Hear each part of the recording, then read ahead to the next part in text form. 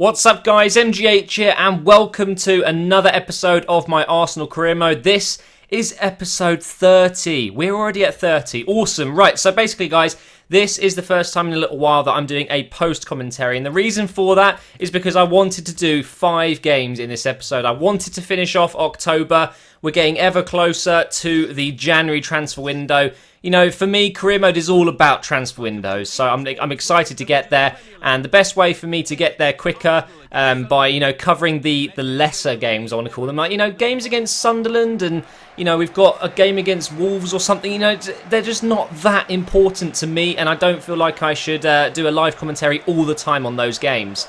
So I fancied doing a post commentary, but here you can see the lineup that I'm using against Sunderland. Here you can see Tom Rose at right back, number 26, is coming in for his Arsenal debut. He is 17 years old. Not the best stats. I was hoping for a bit more of a physical right back, but what can I do? He's really good on the ball, and I felt like giving him a start.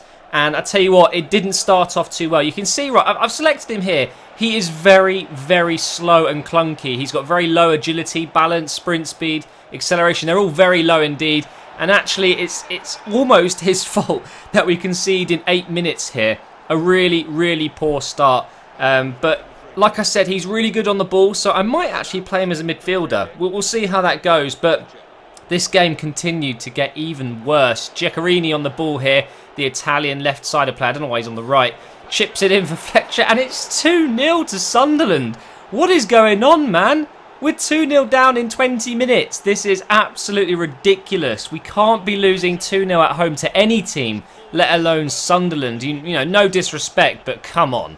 We're better than them. We should be not losing 2-0. So I had to get back in this game super quick, and we almost get through here with Alexis. It's a very good shot there, but Pantilimon, the massive 6'7" frame of his, gets in the way. Now into the second half, Gaia with a lovely pass over the top of Theo Walcott. Surely he's going to put it away. No. God damn it. That was so close. Look at the replay here. He just goes for a little toe poke around the keeper, and it just goes wide. So at this point, guys, 62 minutes in, we're still 2-0 down. Draxler came on in this second half. He passes it up to Theo Walcott, who squares it across to Alexis, and what a finish. He slides in and chips the keeper. How the hell has he got a chip on this? Hits the post and goes in as well, so it's a very accurate shot from him there. And we were 1 goal less now. We needed just one more. Can Aaron Ramsey get it? No, he can't. We got ourselves a corner. Let's see if we can get something going with this. I really, really don't want to be losing. I shouldn't be losing. And even Chesney's come up here for the corners, but we had something like 8 shots to 2. Yeah, we were absolutely destroying them, but comes to Tom Rose in the last moment of the game there. He's got a chance to head it in, but Pantilimon grabs it, and we lose at home to Sunderland. Welcome to my Arsenal career mode, guys. I've just lost 2-1. That is absolutely awful. And we get some terrible news. Ospina's been injured while out with Colombia, and also Mesut Ozil isn't happy at the moment, but Ospina out for 2 months. That is a pain in the arse. Luckily, I sent my Jack Talbot, you know, from my youth squad, a contract at the beginning of... Actually, was it the beginning? No, it was the end of last season, wasn't it? So luckily, we do have a backup keeper who's pretty damn good. So, after that loss against Sunderland, we now come up against Roma. Surely the favourites in the group, or are we favourites? Let me know in the comments below. Do you think that this Arsenal team that I'm using is favourites in our group? Obviously, PSG and Celtic, clearly they're not favourites. So who is a better team, me or Roma? Now you can see our lineup there scrolling across the bottom, and I had to give Ozil a start. I was going to do that anyway, but straight away plays an awful shot into the, well, almost into the crowd. It was on the ground, goes very wide of the goal, which isn't good enough. And then from that, Roma get an attack. Chesney almost saves it. Well, he did save it, and it just kind of goes through his legs. And De Rossi is there to put away the rebound. Mertesacker like all upset, like, oh, why have we conceded? It's like, just watch Mertesacker. Like, what the fuck? What the fuck, dude? He's just absolutely awful at the moment for me. So it might be that I have to drop him, and we'll play Cher or someone like that there. But 1-0 down. It's not going too well for me at the moment at home, is it? And Roma, they're going to get more chances. And look how easy it is. Look how easy it is to get through my... What the hell, man? 2-0 down again. I was so angry with myself, letting myself go 2-0 down twice in a row now. And the fight back was well and truly on. But Roma were defending extremely well. Wilshere wins a header. Yeah, I know, he won a header. Comes out to Alexis. Goes through Ashley Cole, no problem. Passes it back to Welbeck, he hits it, and it's off the post. It's not just poor play, it's bad luck. I'm just not getting any good luck at the moment. And sometimes it's what you need when you're playing big games. You need a bit of luck. And we went into this second half with no chances until the 70th minute, basically. We get the cross in, which is defended pretty well. And now there's only 4 minutes left with 2 goals deficit. It's not looking too good, is it? But Draxler gets the ball. It's a good block by Manolas, who, by the way, I really do wish Arsene actually signed Manolas up. He's very good in this game, actually, and I think he's pretty decent in real life. Yeah, I think he's had a good start to his Roma career.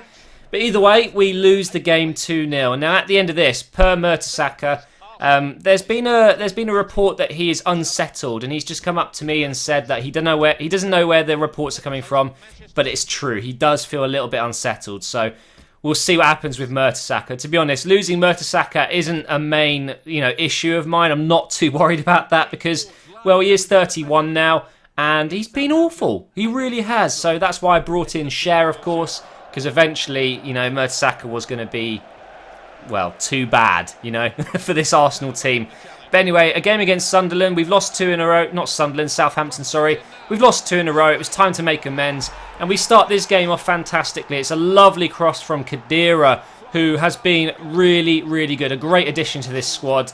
And Welbeck climbs higher than everyone else to get the goal. And that is his second of the Barclays Premier League so far. He hasn't been as good this season as he was last season. But obviously we have bought Benteke. So should he not have such a good start in games, I can always bring him on in the second half. And Welbeck's a great player, don't get me wrong, but there is still that element of I'm a bit unsure if he's going to finish everything, whereas Benteke has much better finishing in my opinion. But talking about good finishing, what the hell happened here? Chesney kind of just stopped, and I've got no idea why, and it allowed Shane Long to come in and equalise at the game. Just before half-time there, which is just so frustrating because I've been playing so well in this match. But we do get on the counter-attack from kickoff, and look at that from Alexis. There's just no stopping him when he gets in those positions. You're just not going to catch up with him. And the finish as well, really, really impressive finish. And this is a great Southampton side, by the way. Can't believe how well they're doing in real life. Unbelievable stuff from them.